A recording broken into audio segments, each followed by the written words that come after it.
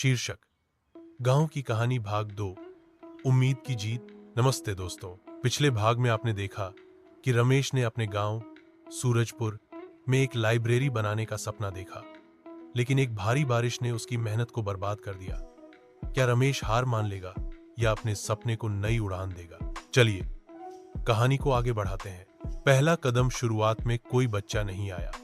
गांव के लोग मजाक उड़ाते, देखो रमेश बाबू इंजीनियर बनने चला है और अब लाइब्रेरी खोल रहा है।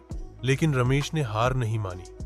वो हर शाम बरगद के पेड़ के नीचे बैठता, किताबें पढ़ता और बच्चों को बुलाता।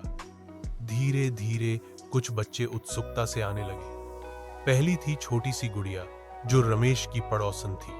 उसने रमेश से कहा, भैया मुझे वो किताब दो जिसमें परियों की कहानी है। रमेश ने उसे पंचतंत्र की एक पुरानी किताब दी।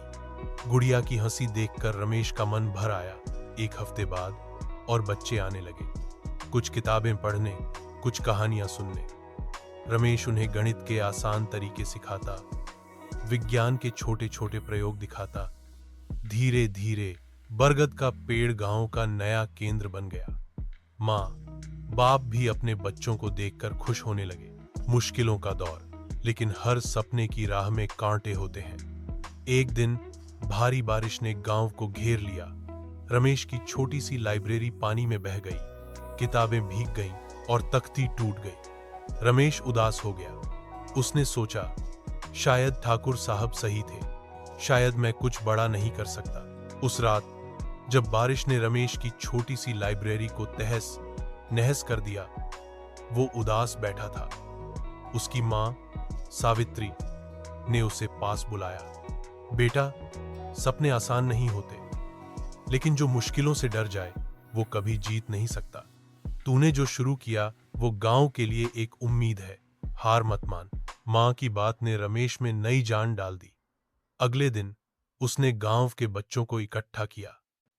हम मिलकर लाइब्रेरी को फिर से बनाएंगे, लेकिन इस बार इसे पक्का बनाएंगे। बच्चों ने तालियां बजाईं।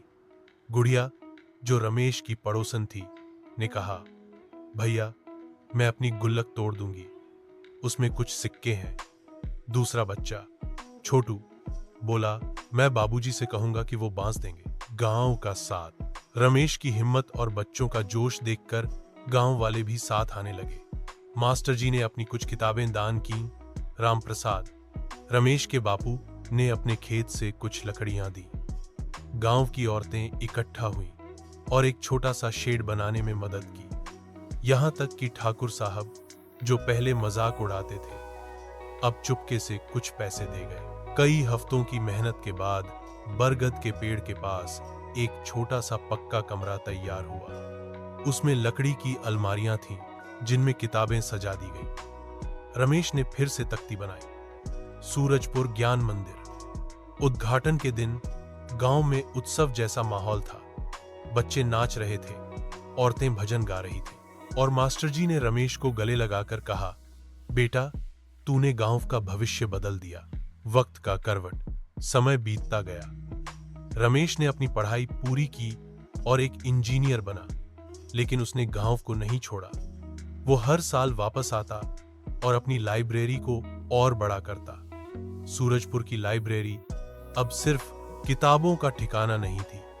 वहां बच्चे इंजीनियरिंग, डॉक्टरी और बड़े बड़े सपनों की बातें करते थे। गुड़िया, जो कभी परियों की कहानियां पढ़ती थी, अब स्कूल की टॉपर थी और टीचर बनने का सपना देख रही थी। छोटू, जो बांस लाया था, अब गांव का पहला कंप्यूटर ऑपरेटर बन चुका था।